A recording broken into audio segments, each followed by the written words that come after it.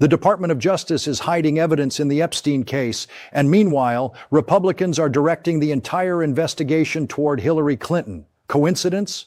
Or calculated political strategy? What is really happening behind the scenes of power in Washington will leave you speechless. Stay until the end. Hit like and subscribe to the channel. What is happening with the Epstein files is not a matter of bureaucracy. It is a matter of law and of who in this country is above it. The Epstein Files Transparency Act was passed with a clear purpose: to ensure that the American public had access to documents related to one of the most disturbing sexual abuse cases in recent American history.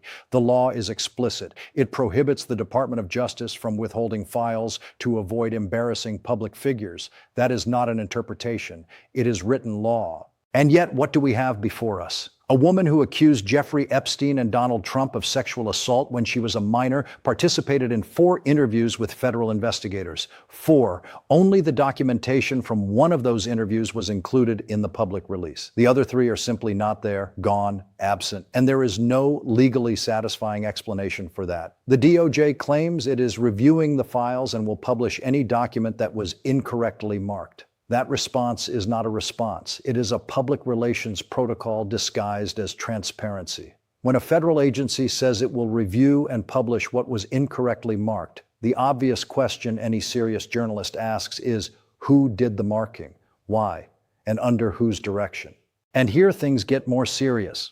According to reported accounts, Deputy Attorney General Todd Blanche, the same attorney who defended Donald Trump in criminal proceedings before taking office, instructed DOJ staff to mark specific categories of documents, among them FD 302 forms, which are precisely the FBI interview summaries, exactly the type of document that is now missing. This is not a coincidence. Coincidences do not have an institutional signature. This one does. What must be clear to any citizen following this case is the following: when there is a law requiring transparency, when there are internal instructions identifying categories of documents, and when those very documents disappear, you are not looking at an administrative error, you are looking at a pattern, and patterns have authors. Epstein's abuse survivors know this better than anyone. They were in those interviews. They know what they said. They know the names they mentioned. And they are, at this moment, the only guardians of a truth that the DOJ appears determined not to deliver to the American public.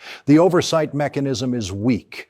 Previous subpoenas to the DOJ did not result in full compliance. And in the meantime, time passes, political memory fades, and the documents remain beyond public reach. That is, by any reasonable definition, a serious failure of institutional accountability, and it needs to be named as such. While the Department of Justice withholds documents that the law itself requires to be made public, the House Oversight Committee has decided that the priority target of its investigation is Bill and Hillary Clinton. Bill Clinton traveled on Epstein's jet 4 times in 2002 and 2003. That is documented. He appears in released photographs. There is a legitimate basis for him to be questioned about the nature of those trips and his relationship with Epstein. That point is not in dispute. The problem begins when you look at the full scope of the investigation and realize what is inside it and what has been left out.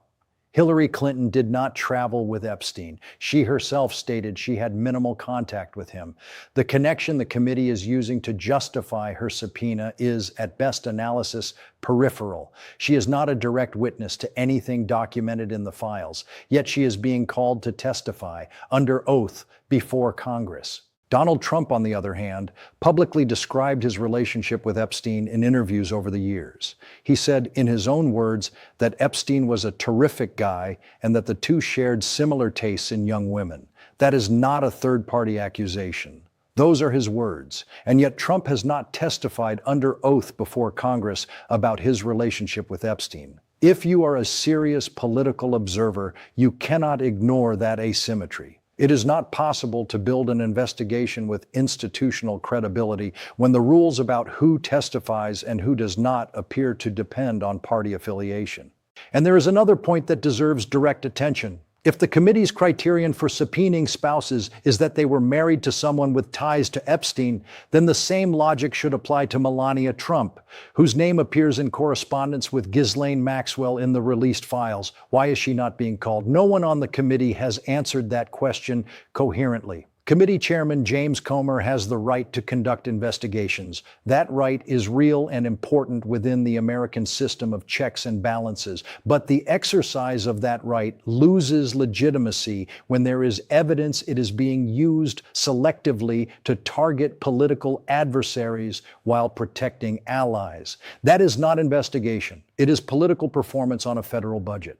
And the most urgent issue, the documents the DOJ is withholding, the forms that should be available to the public by force of law, is receiving a fraction of the attention it deserves, precisely because the Clinton narrative is more convenient for the political objectives of those who currently control the committee. There is a conversation that Washington has been avoiding having honestly, and it needs to happen. This country is operating with two distinct justice systems, and the dividing line is no longer between rich and poor. It is between Republicans and Democrats.